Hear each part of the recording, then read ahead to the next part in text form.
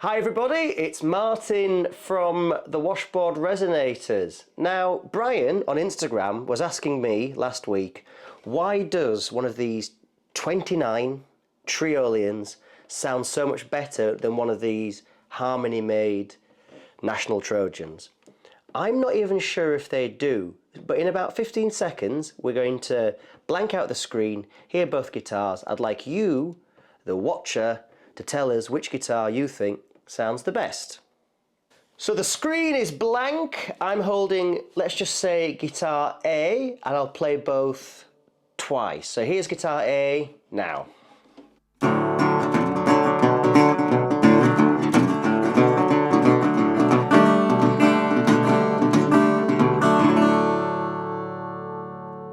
Here's guitar B.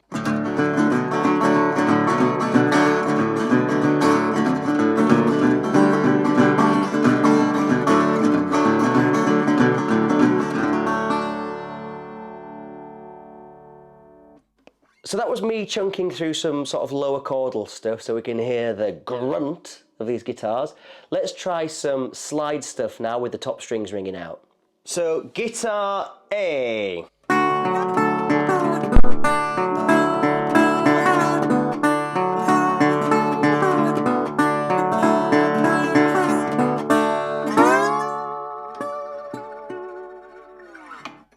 And guitar B.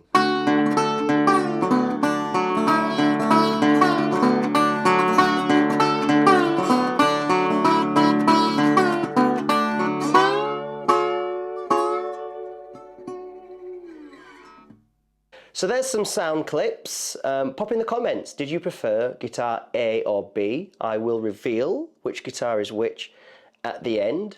While you're doing that, let's just have a little talk about these instruments and what the differences are, and what I think Brian was getting at between these cheaper, this was the cheapest bottom of the rung National you could buy, and these first attempts at a single cone guitar by National, which were made by them in their factory with their own woodworking. These were made by Harmony in a different factory, and the bodies and necks sent to National. The Triolian, let's talk about the differences. The Triolian, the National Triolian, this one was made in 1929, and basically National had invented a square neck tricone guitar, then they invented a round neck tricone guitar. They wanted to produce a guitar that was cheaper, so they came up with the Triolian. The prototype was a wood body with the three-cone tricone system. That went into the catalogue in 1928, but they still wanted to make it cheaper, so they came up with a single cone design, and the first single cone Nationals were these wood body Triolians. That was in 1928 they did that. This one is in 1929. And over the years, these are like mythical beasts, because everybody that I know that knows about Nationals and has had a lot to do with them over the decades would always say the wood body Triolian is probably the sleeper in the National line. People don't like these, they're yellow, they're wood, they sort of think they look kind of naff. I think they're kind of really kind of cool and kind of kitschy.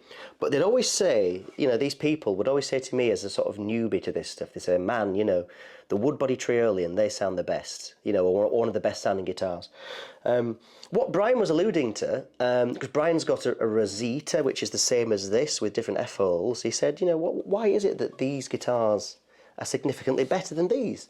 And I said to him, I don't even think they are. Do you know what? I should do a YouTube video where we'll just see what people think. We'll do an A-B test. National was making their own wood necks for their metal body guitars, and they started making these. And by 1929, so not long after this was made, they'd gone to a steel body for the Triolian. Still painted it the same, but it was a steel body. They did away with the wood bodies. In 1934, they decided they wanted to bring back a cheaper model in the line. So they made a small selection of these Trojan models in-house, and then they farmed out the body and the neck production to Harmony. And there's always been this thing, if you read the Bob Brosman book about Nationals, there's always this thing where Bob Brosman says something along the lines of, these guitars are worthless, they sound terrible. And I used to sort of read that book and think, oh gosh. But when I got to try some of these, I always thought they sounded pretty good.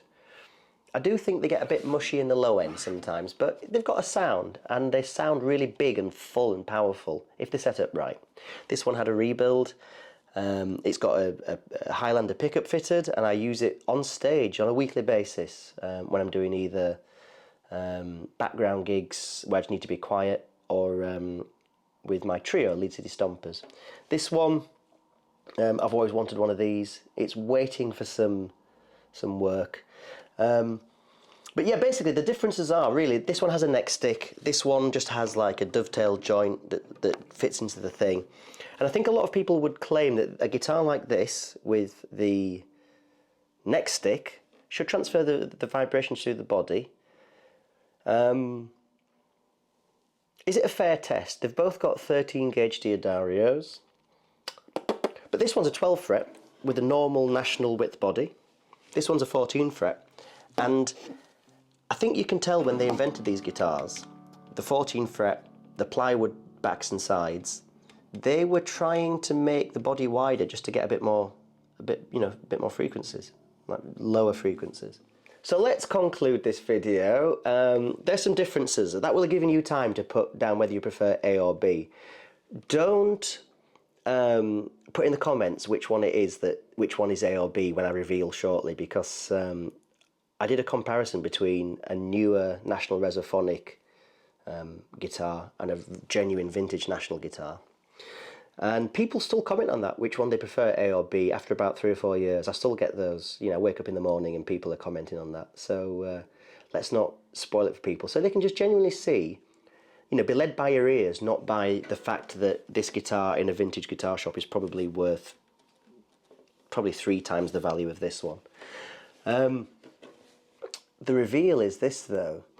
The Trojan was guitar A and the Triolian was guitar B. Which one did you prefer? But that brings me on to something else really.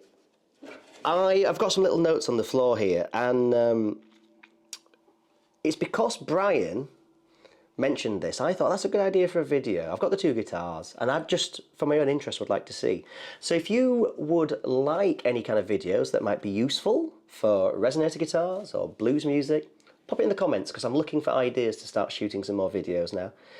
And it would be a big help. But yeah, so I've been Martin, the band is the Washboard Resonators, and I hope if you're one of the 7 people in the world that actually gives a fuck about old Resonator guitars, that this has been of interest to you 7 people. So thank you very much. Bye-bye for now.